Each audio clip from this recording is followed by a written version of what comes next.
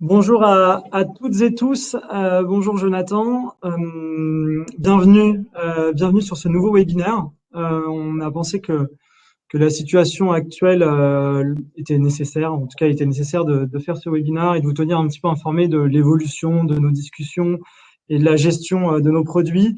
Comme vous pouvez le constater, ce n'est pas Frédéric Cusin qui est présent avec nous aujourd'hui. Il a un empêchement personnel malheureusement et donc il vous présente toutes ses excuses. Et c'est donc Jonathan qui va pouvoir répondre à mes questions. Donc l'idée c'est de faire un point sur la situation, sur l'évolution de cette crise sanitaire dans notre quotidien en tant que gérant immobilier. Voilà, c'est de faire une synthèse et ensuite de répondre à vos questions. Donc, je me ferai votre messager et je relayerai ces questions auprès de Jonathan et je répondrai certainement à quelques-unes d'entre elles. Jonathan, est-ce que tu peux nous faire encore une fois une rapide synthèse sur cette deuxième vague? On a eu l'occasion de communiquer dès le mois de mars et ensuite au mois d'avril avec différents webinaires. On a continué ensuite à tenir nos partenaires et nos associés informés de la situation que l'on traversait. On pensait être, on va dire, un petit peu tiré d'affaire. Et puis un nouveau confinement est intervenu en France notamment, mais aussi dans d'autres pays d'Europe.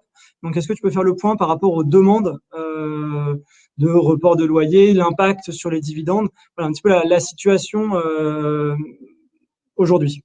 Très bien. Déjà, bonjour Baptiste. Bonjour à tous nos partenaires qui sont connectés. Beaucoup de partenaires connectés en France, mais également dans les départements d'outre-mer. Donc, merci à tous. Et malgré le décalage horaire, donc merci à tous d'être connectés. Frédéric s'excuse encore pour sa non-présence lors de ce webinaire. Mais on va essayer, Baptiste et moi, de répondre à toutes vos questions. Donc, l'impact ou la situation actuelle, je pense que vous la connaissez tous. On regarde et on écoute assez et on lit beaucoup les médias. Reconfinement en France, deuxième vague qui était annoncée depuis quelques mois déjà. Reconfinement en France, mais également dans d'autres pays autour de nous. Donc voilà, c'était reparti et c'est reparti. Donc la question est légitime. Qu'est-ce qu'il en est pour vos clients qui sont investis principalement avec Quorum en SCPI, mais pas forcément qu'en SCPI? Comment ça va se traduire au niveau de la gestion des fonds et comment ça va se traduire au niveau des performances de vos fonds. Donc, on va essayer d'aborder tous ces thèmes pendant le webinaire et d'essayer de répondre à ces questions.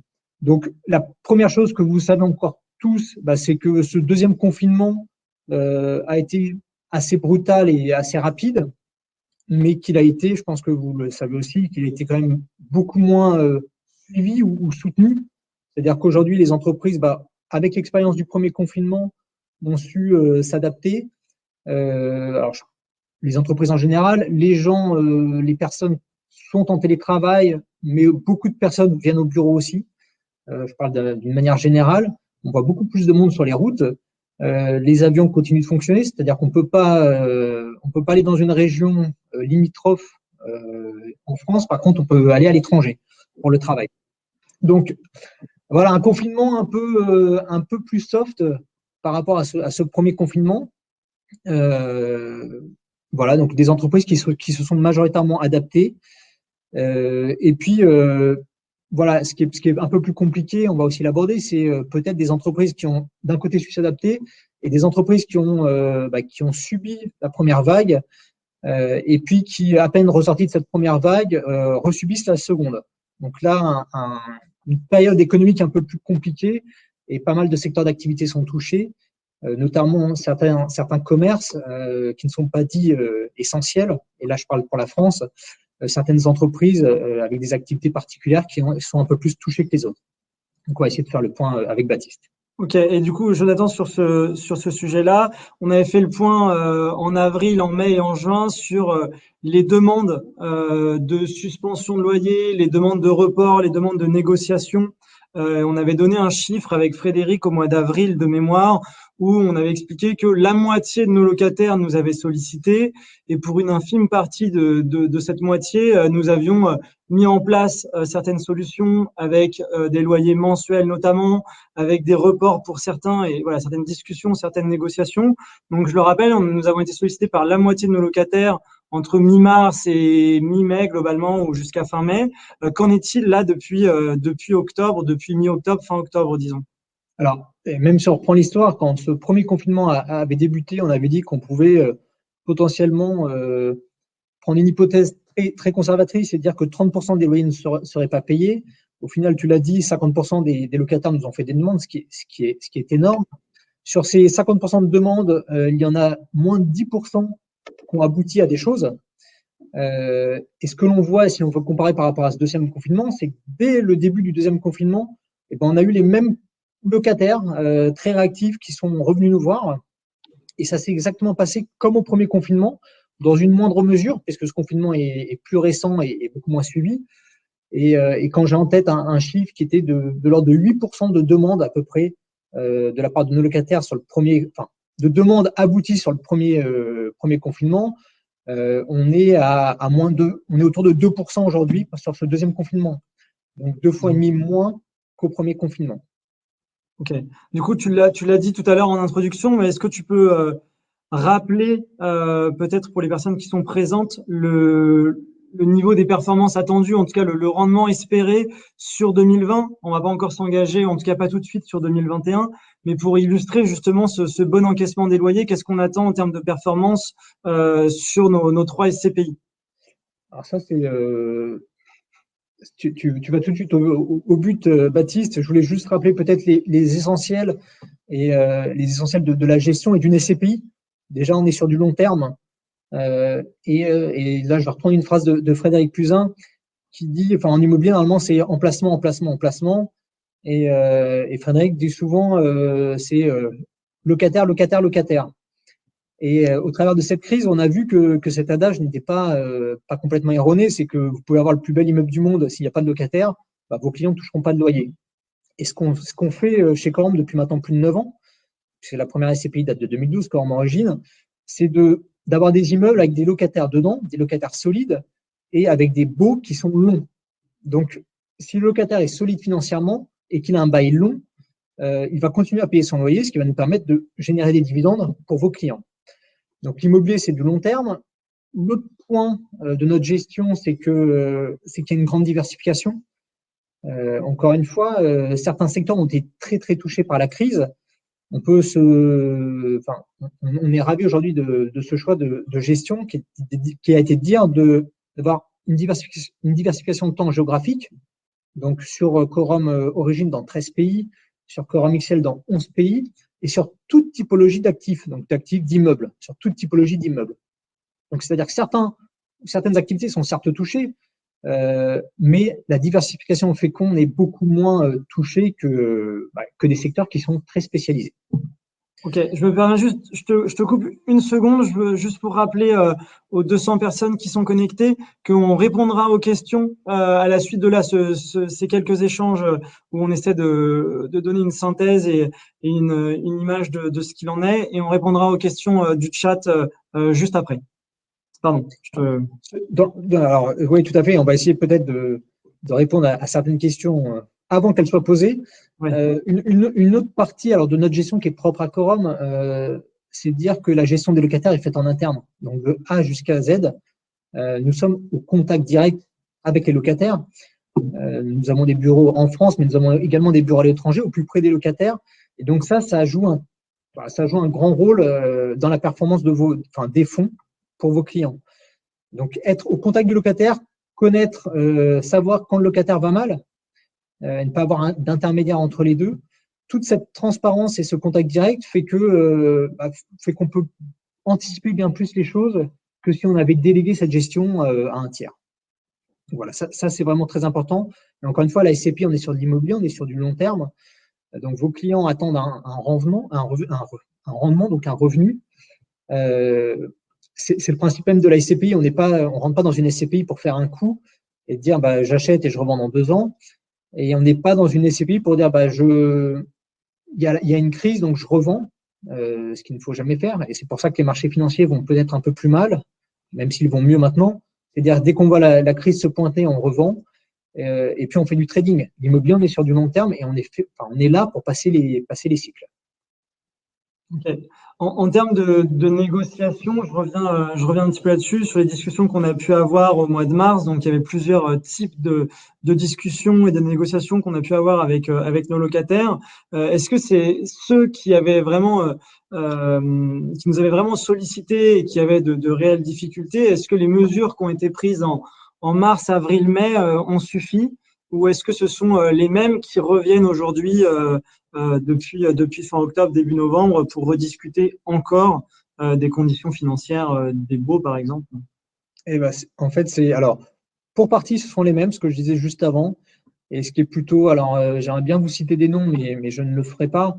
Et en fait, c'est systématiquement, lors de cette deuxième vague, les plus gros locataires, les plus solides financièrement, qui sont revenus, enfin, ceux qui ont un service juridique bien fourni, qui sont revenus en premier pour nous demander soit des aménagements, soit des suspensions de loyer. Et, euh, et bien sûr, on a eu exactement la même réponse que lors du premier confinement. Un locataire qui est solide et qui n'a pas de difficultés financières, nous n'avons aucune raison de suspendre ou de reporter ses loyers.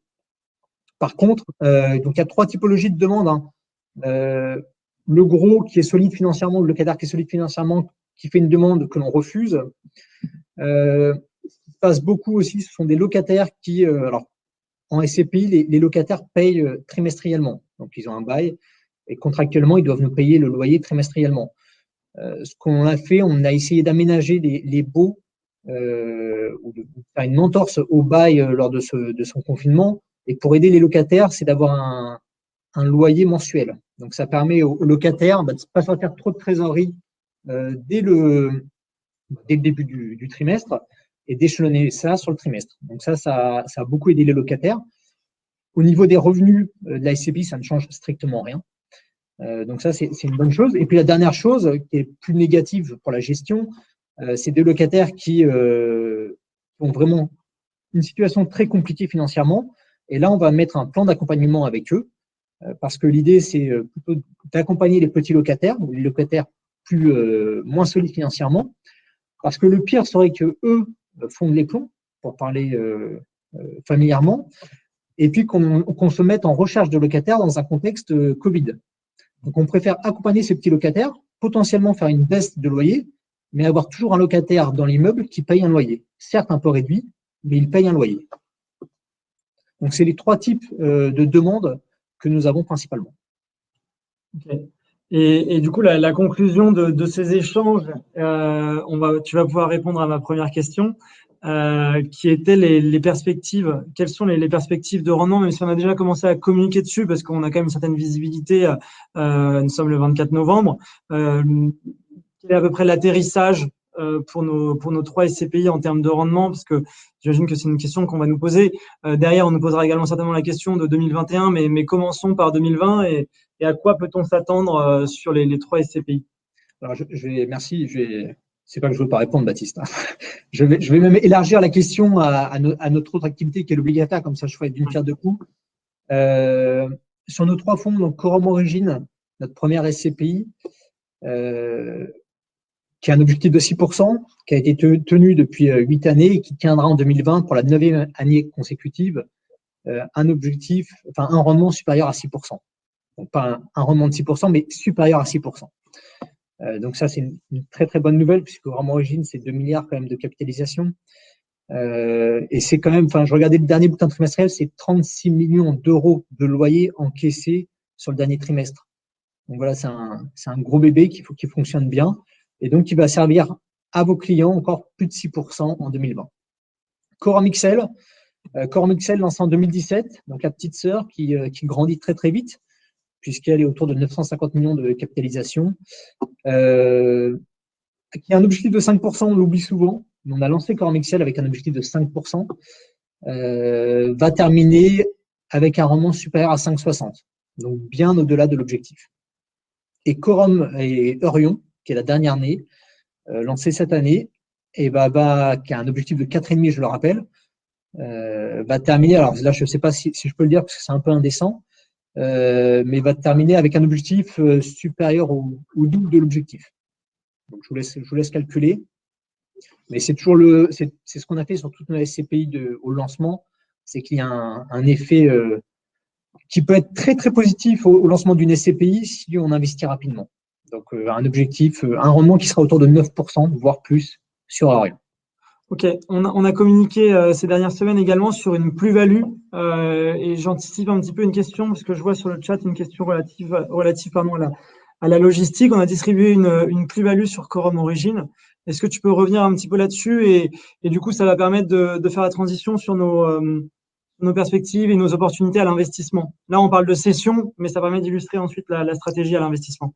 Donc, ben là, c'est cette session ou ces deux sessions en Espagne sur la logistique, c'est l'exemple typique de ce qu'on aime bien faire chez Quorum. Pour rappel, notre première session, on remonte en 2013 sur Quorum Origin, c'était du commerce en Espagne, quand tout le monde voulait du commerce.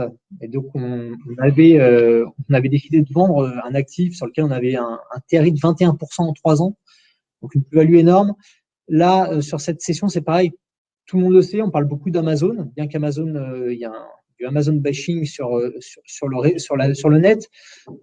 Tout le monde parle de logistique et que le commerce est mort. C'est pas notre vision chez Quorum. Par contre, céder un actif de logistique et faire une belle plus-value, quand tout le monde veut acheter de la logistique très très chère, bah, le but c'est de prendre cette plus-value et pouvoir la redistribuer à vos clients. Donc c'est un peu ça la stratégie chez Quorum. On pense aujourd'hui que le commerce n'est pas mort du tout. Il faut bien choisir ses commerces. On pense qu'il va y avoir de belles opportunités sur le commerce. Et puis pendant ce temps-là, on va prendre des plus-values sur de la logistique. Ok. Très bien, merci. Une question qui va certainement intervenir, donc je me permets d'anticiper. Les campagnes d'expertise pour les patrimoines immobiliers de nos SCPI démarrent généralement début octobre. Beaucoup de clients et là, un certain nombre de partenaires se posent la question de l'évolution du prix de la part et justement des valeurs d'expertise que nous allons recevoir. Alors, il va être un peu trop tôt, mais est-ce que tu peux quand même nous donner quelques éléments? Alors, comme on est entre nous, je crois qu'on n'est pas très nombreux. Je vais vous dire quelque chose. L'année dernière, quand on a eu des valeurs d'expertise sur nos SCPI, on avait des très bonnes valeurs d'expertise. Donc, comme vous le savez, il faut toujours coller la valeur. Enfin, la valeur du part d'une SCPI peut être à plus 10 ou moins 10% de la valeur d'expertise du patrimoine. Pour éviter toute dilution, on a toujours choisi de coller notre valeur de part à la valeur du patrimoine. Donc, un secret ou secret de polichinelle, on avait décidé, et donc ça c'était avant le Covid, que les prix de part de nos SCPI remonteraient en 2020. Le contexte Covid en a décidé autrement. Et donc aujourd'hui, on a une valeur de part qui est décotée par rapport à la valeur du patrimoine. Donc aujourd'hui, on est plutôt dans une situation de prudence, donc on n'a pas augmenté le prix de part. On attend d'avoir les nouvelles expertises. On sait qu'il y aura mécaniquement une baisse de la valeur du patrimoine. Après, à cet instant, on ne peut pas dire à quelle mesure, mais ça ne devrait pas être une très très grosse baisse. Et donc, le fait de ne pas avoir augmenté le prix de part fait qu'il n'y aura pas de baisse non plus de baisse de la part de nos SCPI. Donc, on est plutôt confiant, et c'est ce qu'on a fait tout au long de la gestion de Quorum, c'est qu'on a toujours calé ce prix de part en fonction de la valeur du patrimoine. Et en rappelant également qu'on a des locataires qui ont payé leur loyer et c'est eux qui font la valeur de notre patrimoine finalement. Donc, dans la mesure où on a continué à encaisser des loyers, on devrait être moins impacté par rapport à une baisse éventuelle des valeurs d'expertise. Tu confirmes? Ouais, encore une fois, c'est le locataire qui crée beaucoup de valeur dans les immeubles et avec une stratégie d'avoir des baux très très longs. Même quand vous avez un bail long, que le locataire, alors ce bail se réduit au fur et à mesure des années, mais un bail restant de 5, 6, 7 ou 8 ans vaut toujours plus cher qu'un bail de 2 ou 3 ans. Et si on prend nos différentes SCPI, la durée ferme des baux sur nos 3 SCPI, sur nos 2 SCPI Quorum Origin et Quorum XL est autour de 8 ans, et sur Eurion, elle est autour de 7 ans. Donc en fait, on a des baux très très longs avec ces locataires. Donc en effet, c'est eux qui créent de la valeur. Et ces locataires sont encore engagés pour de nombreuses années. Donc, on est plutôt serein sur la valorisation du patrimoine en fin d'année. Ok. Merci Jonathan. Est-ce que tu avais quelques points à ajouter ou on peut passer aux questions-réponses qui commencent à apparaître sur le chat?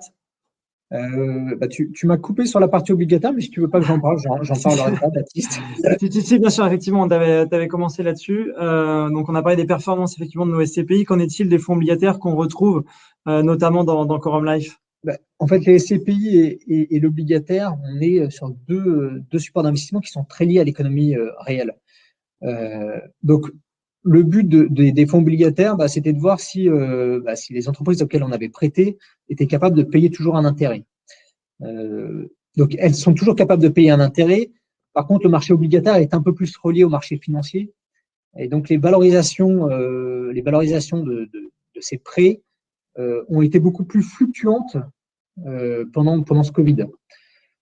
Sur l'ensemble des fonds que nous gérons, donc à peu près aujourd'hui, à peu près 600 millions d'euros sur la partie obligataire, on n'a eu aucun défaut depuis le début de l'année sur la partie obligataire.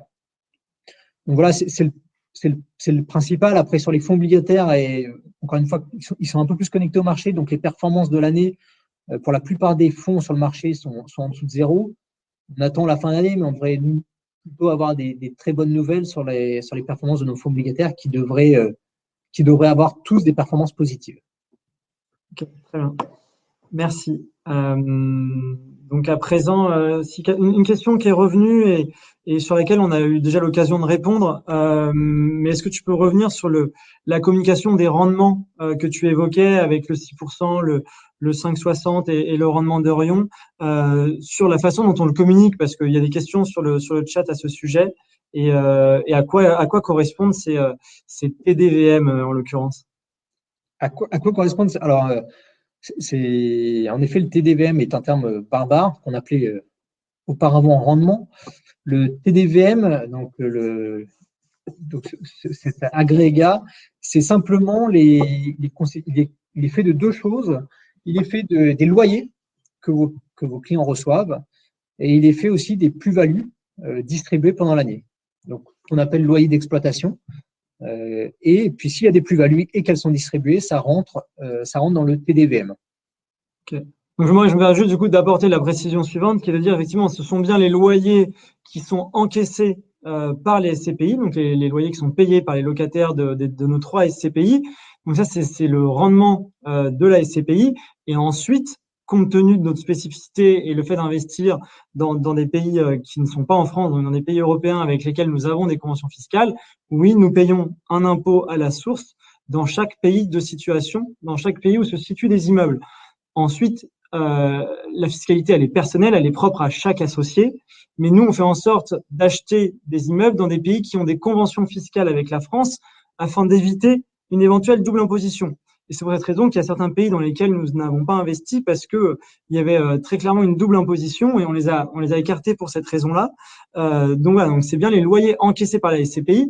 Après, ils diffèrent du flux, effectivement, donc des loyers des dividendes, pardon, qui sont versés aux associés. Mais encore une fois, les dividendes versés aux associés ont déjà subi une très grande majorité, une très grosse partie d'impôts.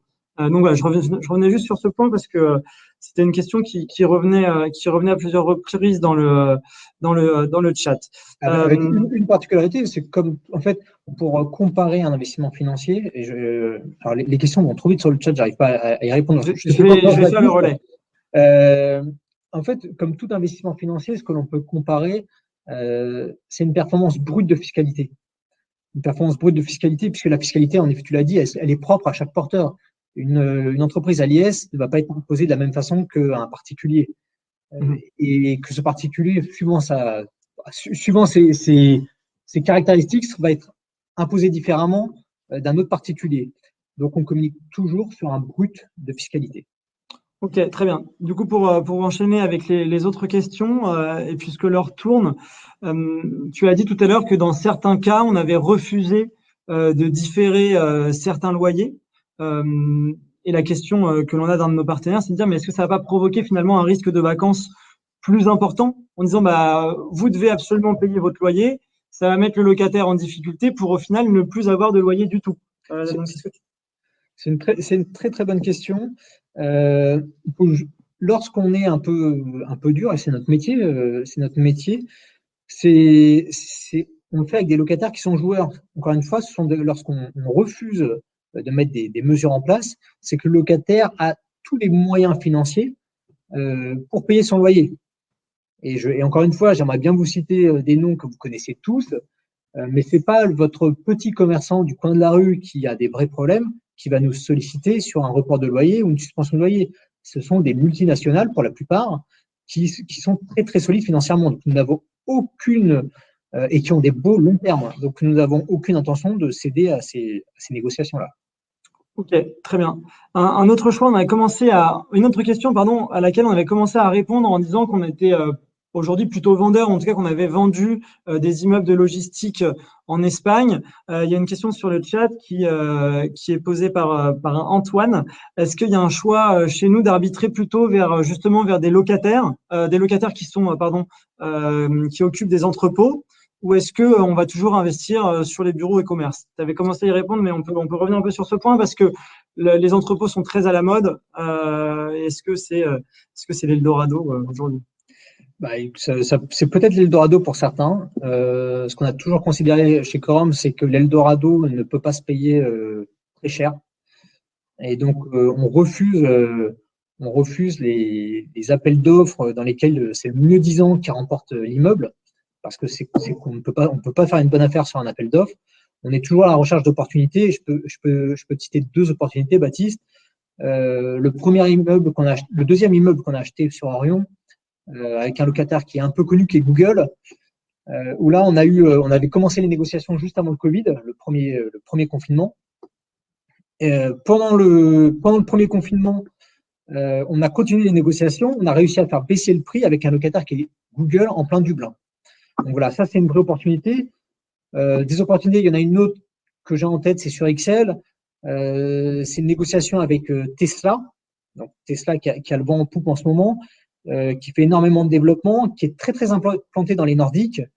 Et c'est le plus gros centre Tesla en Norvège, sur lequel on a réussi à négocier une baisse de prix qui est significative.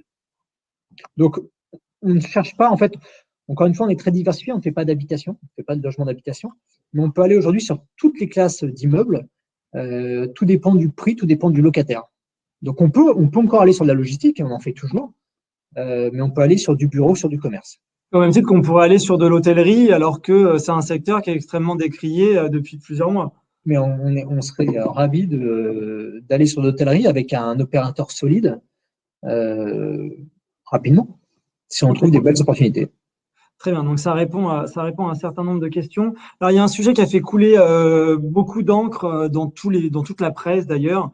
On voit ça plutôt comme un danger, qui est la mise en place du télétravail. C'était quelque chose qui n'existait pas ou assez peu auparavant, en tout cas en France, parce qu'on sait qu'il y a des pays où c'était un peu plus répandu. Est-ce que tu vois là un danger pour les propriétaires d'immeubles de bureaux, justement, ce télétravail? Alors, on en parle énormément, le télétravail, ça me fait sourire parce qu'on est certes beaucoup en télétravail, mais beaucoup viennent au bureau. On est aussi sur une mode, c'est-à-dire que les entreprises se sont adaptées rapidement en faisant du télétravail. Est-ce que les entreprises vont abandonner leur bureau ou réduire leur bureau pour faire du télétravail? Je pense qu'aujourd'hui, personne ne peut le dire. On peut juste dire, c'est que les effets de mode ne tiennent jamais dans le temps. Et si on remonte un peu en arrière, l'effet de mode d'il y a 5-6 ans, même un peu plus en SCPI, c'était de dire on n'investit plus sur du bureau, on investit que sur du commerce, parce que le commerce, c'est un locataire qui paye et crée de la valeur à l'intérieur. Donc il y avait une mode où le commerce était devenu très très cher et on laissait tomber le bureau. Et à cette époque, la logistique ne valait rien. Parce que la logistique, c'était le parent pauvre de l'immobilier. Voilà, donc les modes, ça tourne. Donc dire que le coworking et le télétravail va être la façon de travailler de demain, aucune idée. Ce qu'on sait, c'est que nous, on a des locataires avec des bureaux. On achète toujours du bureau, on achète toujours des locataires qui payent et qui ont un bail long terme. Ok. On a une question, ensuite je vais pouvoir y répondre et tu compléteras si tu veux. On nous demande sur le chat quel est le niveau d'endettement de nos SCPI. Alors Eurion, on vient de la lancer, elle fait à peu près 90 millions d'euros de capitalisation, on n'a pas encore d'endettement dessus. Et Quorum Origine et Quorum XL, qui sont un peu plus anciennes, on est à peu près à 15% d'endettement. Donc, c'est la très grande majorité, c'est de l'endettement court terme. L'idée, c'est de pouvoir saisir des opportunités et d'anticiper une collecte à venir. On était un petit peu moins endetté en début d'année et compte tenu de la situation, on a voulu justement remettre de l'endettement pour saisir les opportunités qui se présentaient. Et c'est une chose qu'on a faite particulièrement sur Quorum XL qui n'était pas du tout endetté. Et on a pu lever de plus de 100 millions d'euros de mémoire. Alors peut-être que tout n'a pas été utilisé, mais voilà le niveau d'endettement de nos deux SCPI. En fait, c'est très simple. La dette, c'est très bien. C'est un effet de levier fantastique, mais la dette, pour acheter de l'immobilier très cher, c'est pas forcément une bonne idée. Parce que si votre immobilier, si la valeur de votre immobilier baisse, vous devez toujours rembourser, vous, votre capital dont la valeur n'a pas bougé. Par contre, utiliser la baisse pour faire tampon avec la collecte et saisir des opportunités, bah là, c'est plutôt une bonne façon d'utiliser la dette pour générer de la performance dans le fond, et donc pour vos clients. Ok, merci. Alors, il y a une question, je vais pouvoir y répondre rapidement. Quand est-ce que Eurion sera disponible dans Quorum Life? Alors, chaque chose en son temps.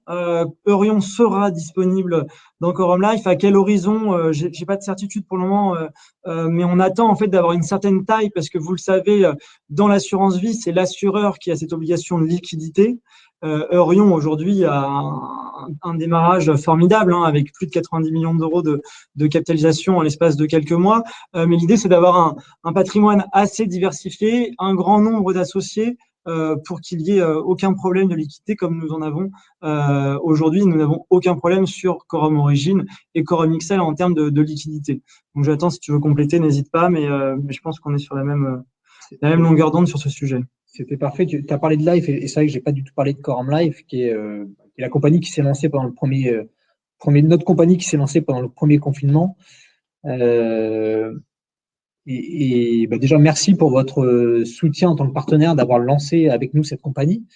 Mais ce qui est très intéressant, il y a un chiffre moi que je retiens sur Quorum Life, c'est que 50% des clients de Quorum Life n'étaient pas clients Quorum sur les SCPI Quorum.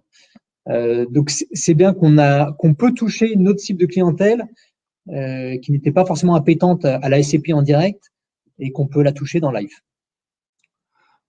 Très bien, merci Jonathan. On a une autre question au sujet d'un locataire avec lequel on avait eu des discussions, avec lequel ça avait plutôt moins bien évolué, disons. C'était à Yécla. Où en est-on de Yécla? C'est une question de Olivier G. Est-ce que tu peux nous tenir un peu updaté sur Yécla?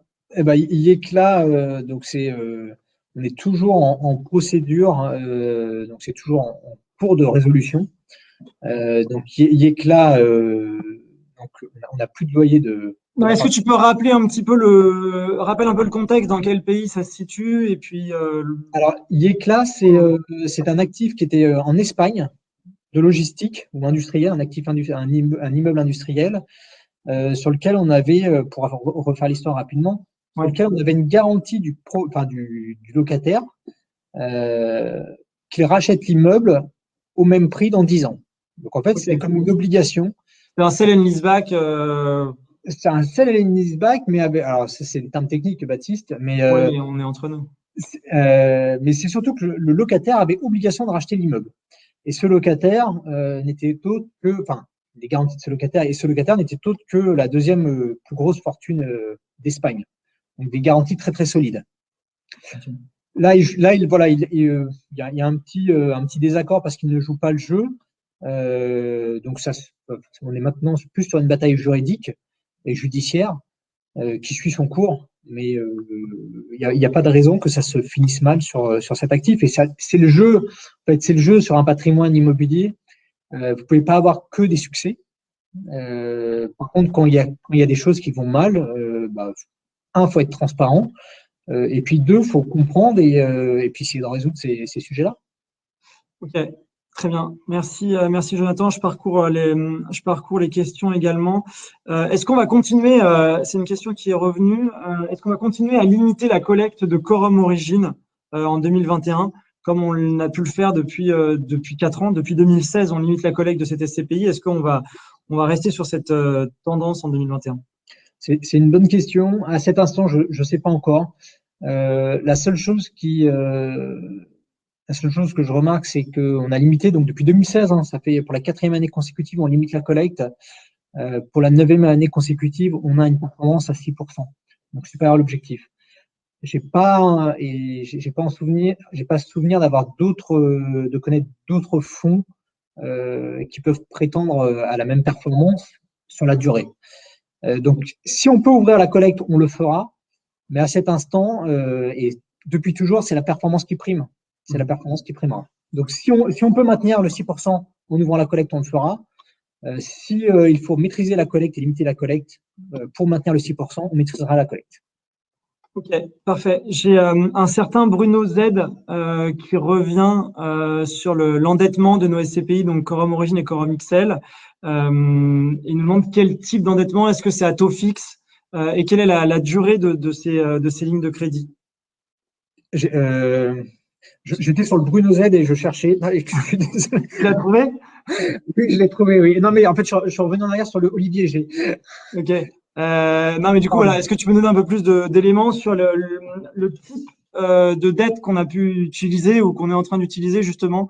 Est-ce que c'est à taux fixe, sur quelle durée, etc. Alors, 2 types de dettes déjà.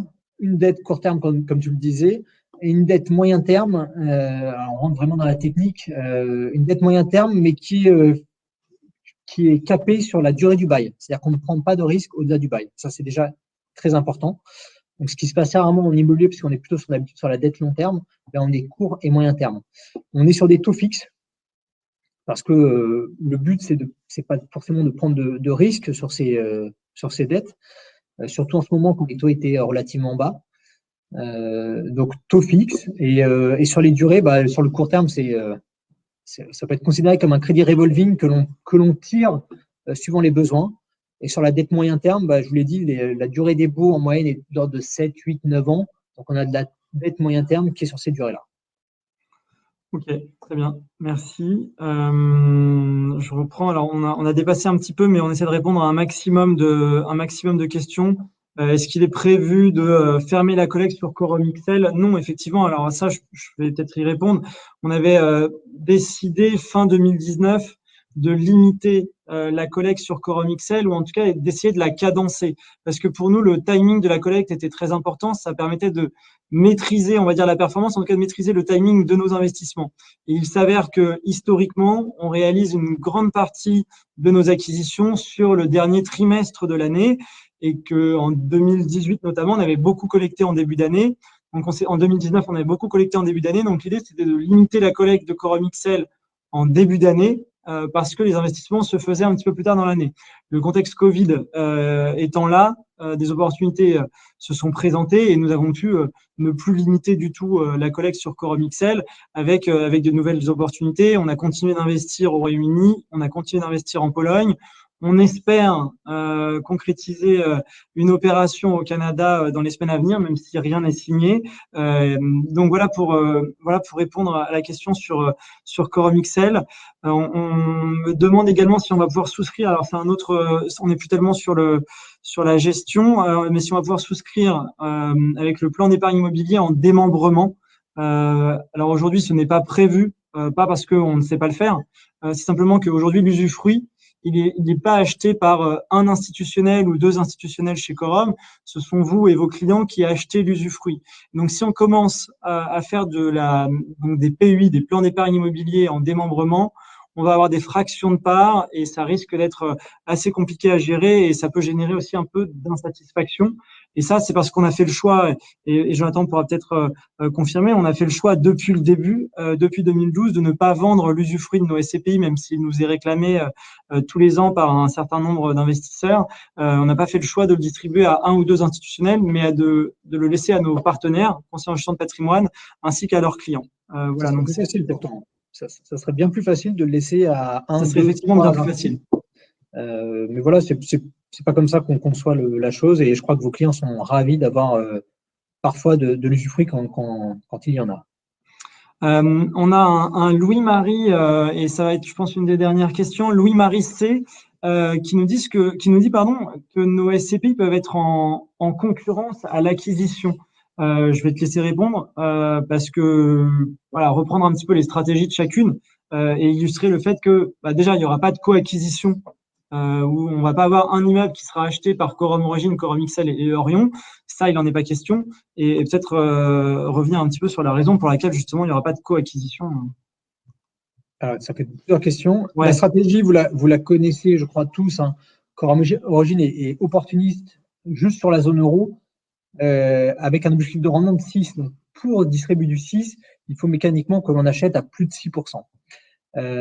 Quorum XL, sa petite sœur, qui, elle, va explorer en dehors de zone euro. Donc, pour l'instant, en dehors de zone euro, c'est le Royaume-Uni, c'est la Pologne. Baptiste vient de le dévoiler, même si on en avait parlé avec le Canada, et potentiellement à venir d'autres régions.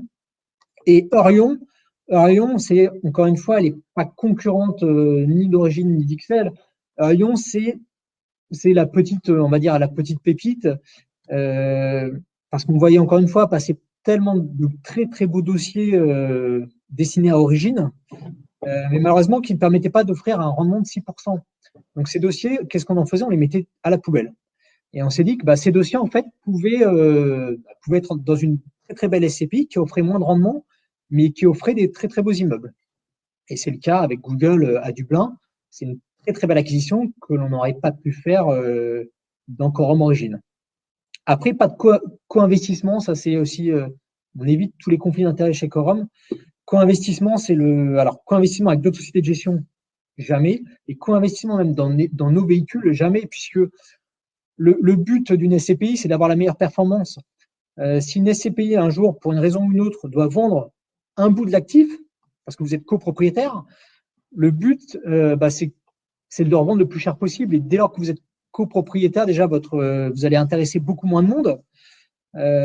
Et puis, le but de l'autre SCPI qui sera détentrice, peut-être, sera de vous racheter. Mais comme vous êtes intra-groupe, un voudra vendre très cher et l'autre, son but, c'est d'acheter le moins cher. Donc, il y a des vrais conflits d'intérêts que l'on essaye d'éviter. Ok. Alors encore les deux autres questions, si tu permets. On a une plus-value importante sur l'hôtel Douvdorp, mais qui a pu être, on va dire un peu mise à mal par le Covid. Mais est-ce qu'il pourrait être opportun de le vendre éventuellement pour réaliser une plus-value? C'est une bonne question. Je suis content parce que c'est quand même depuis 9 ans, c'est quand même les questions ont bien évolué parce qu'il y avait une défiance, je me souviens, en 2012, quand on a commencé. Et voilà, déjà, je suis ravi que vous soyez là à poser ces questions-là. Oufdorp, en fait, entre guillemets, un problème de riche, c'est soit revendre aujourd'hui et prendre une très, très grosse plus-value malgré le Covid, soit prendre un flux garanti de loyer pendant X années. Donc, on se repose très souvent cette question, quasiment tous les ans. Et pour l'instant, on garde cet immeuble puisque c'est un flux de loyer c'est un très très gros flux de loyer. Mais est-ce qu'aujourd'hui on aurait Oui. Est-ce qu'aujourd'hui on aurait le droit de le vendre, cet immeuble, compte tenu des obligations de la SCPI? Bien sûr. Ok. Oui, on peut le vendre. Ok. Une autre question de Bruno Z. Est-ce qu'on a vu les taux acte en main baisser sur les zones où on investit, sur les acquisitions qui se présentent? Alors, non, les taux acte en main ont plutôt. Alors, ils baissaient depuis de nombreuses années. Et c'est pour ça qu'on cherche les opportunités, les accidents de marché, les acheteurs qui sont un peu pris à la gorge. Et puis, on arrive, et puis, comme on a des liquidités, on peut acheter rapidement. Et là, depuis le confinement, le premier et le deuxième, on voit qu'on retrouve certaines opportunités et plus d'opportunités. Donc, ce n'est pas des marchés entiers ou des secteurs entiers encore dans lesquels les taux à l'acquisition remontent. C'est plutôt beaucoup plus d'opportunités. Ok. Donc, ça ne se traduit pas en loi générale pour l'instant. Ok. Alors une dernière question qui revient depuis, je crois, 2018, premier trimestre 2018, date à laquelle nous avons commencé à investir au Royaume-Uni et assez massivement depuis. Voilà, quelles sont les perspectives de Quorum XL vis-à-vis du Royaume-Uni? Alors, il n'y a pas que l'Angleterre, évidemment, et vis-à-vis du Brexit. C'est une question qui est revenue à plusieurs reprises, sur laquelle on répond régulièrement, mais voilà, le contexte évolue. Qu'en est-il de ton côté? Le contexte évolue. On a vu une livre qui était un peu plus fluctuante ces derniers mois, qui est tombée de mémoire à 1,07. Pour rappel, nous, on a acheté en moyenne à 1,13 l'ensemble du patrimoine au Royaume-Uni. Je regardais la livre tout à l'heure, elle est à 1,12. Donc, dans le contexte Covid que l'on connaît, voilà, la valeur du patrimoine par rapport à la livre reste la même. Et on pense, hors contexte Covid, on pense toujours qu'il y a des très très belles choses à faire. Donc, ce qui nous va bien, c'est que ça nous permet toujours de rechercher des opportunités au Royaume-Uni, ce qui était un peu plus compliqué début 2020. Ok, très bien. Écoute, je pense qu'on a répondu aux questions. J'en ai une dernière de Alexandre, les objectifs de… non, désolé Alexandre M, ta question n'est pas complète. Alors voilà, écoute, Jonathan, je te remercie. Merci à tous. Merci d'avoir participé à ce webinaire. N'hésitez pas à nous contacter si vous avez d'autres questions. On est à votre entière disposition. Et on est ravis de ce partenariat pour certains depuis de très nombreuses années. Et pour les nouveaux, on est ravis de lancer ce partenariat. Et je précise, donc merci à toutes et tous également. J'espère qu'on a pu répondre à un maximum de questions. Sinon, Bastien, Benoît et moi sommes à votre disposition pour y répondre, évidemment. Donc, n'hésitez pas à nous solliciter. Et par ailleurs, le replay sera disponible. Je vois qu'il y a eu quelques personnes qui n'ont pas pu se connecter à temps. On enverra le replay à toutes les personnes qui étaient inscrites. Donc voilà, pour votre information. Merci encore. Merci à toutes et on vous souhaite une bonne fin de journée. Et pour information, non, si c'est un dernier détail, il y a un second webinaire qui est prévu à 17h, si je dis pas de bêtises, ou 17h30 avec les associés des SCPI. Donc voilà, donc sachez-le. L'idée c'est de répondre quasiment aux mêmes questions, en tout cas d'évoquer la gestion de ce second confinement chez Quorum, de répondre également à leurs questions. Certains d'entre vous êtes associés à titre personnel d'ailleurs ou via leur structure, donc on vous en remercie. Et à ce titre, vous avez reçu une invitation. L'idée c'est d'aborder à peu près les mêmes sujets et la gestion de cette crise sanitaire avec eux. Voilà. Un peu moins technique. En étant un peu moins technique si possible. Voilà. Merci à toutes et à tous. Merci beaucoup. À bientôt. Au revoir. À bientôt.